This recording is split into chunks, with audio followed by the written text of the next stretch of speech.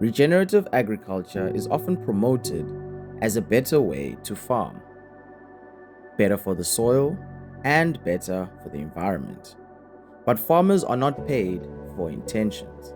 They are paid via outcomes. So the real question is simple. Does regenerative farming actually increase profit? Because if it does not, it'll remain a niche.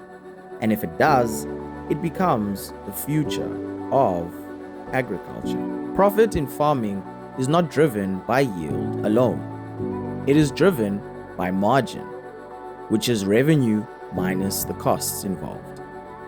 Regenerative systems change both sides, but the critical shift is on the cost side.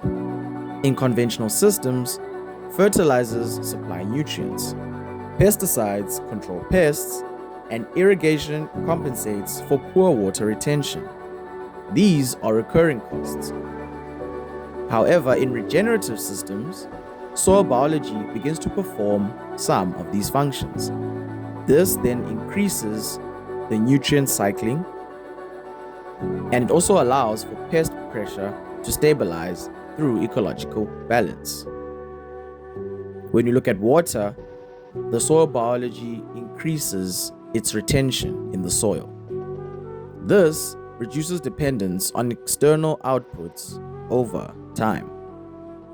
The system, therefore, becomes more efficient internally. So, the economic mechanism here is clear. Profit improves when the system replaces inputs with function. A clear example of this comes from Tanzania. This region is dominated by smallholder farmers who majorly produce maize.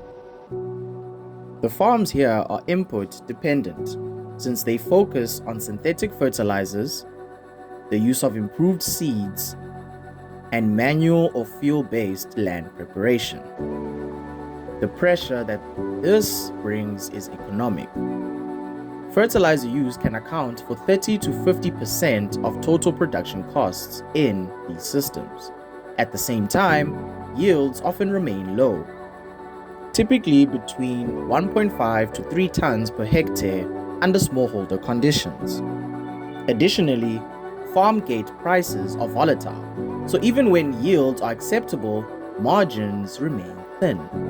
In poor rainfall seasons, the system breaks.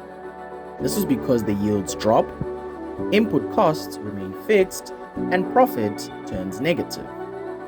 This, as a result, creates a structural problem.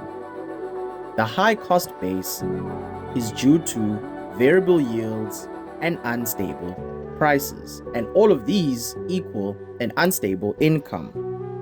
The key point being addressed here is that farmers are not failing because they are inefficient.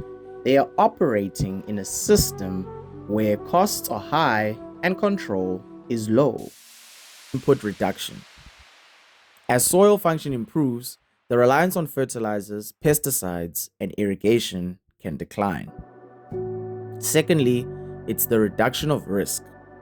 By using healthier soils, you improve the resilience to drought and environmental stress, thus stabilizing production. And lastly, you look at the long-term system's performance. Rather than maximizing short-term yield, the system maintains productivity over time.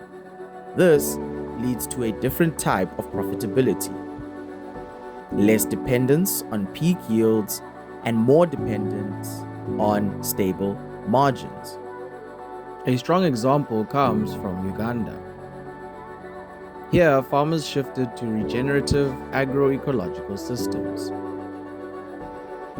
Some of these systems involve intercropping, composting and organic nutrient management, mulching for soil cover, and reduced reliance on synthetic outputs. By doing this, they were able to reduce expenditure on synthetic fertilizers and chemicals. Secondly, crop yields became more consistent across seasons, particularly under variable rainfall. And in some systems, yields increased modestly, but the key change here was stability. Thirdly, Net farm income increased not due to higher yields, but due to lower production costs and reduced crop failure risk. Finally, improved soil moisture retention reduced losses during dry periods. So, what this shows is that profit increased without maximizing yield. Instead, it increased by reducing costs, stabilizing production, and lowering risk.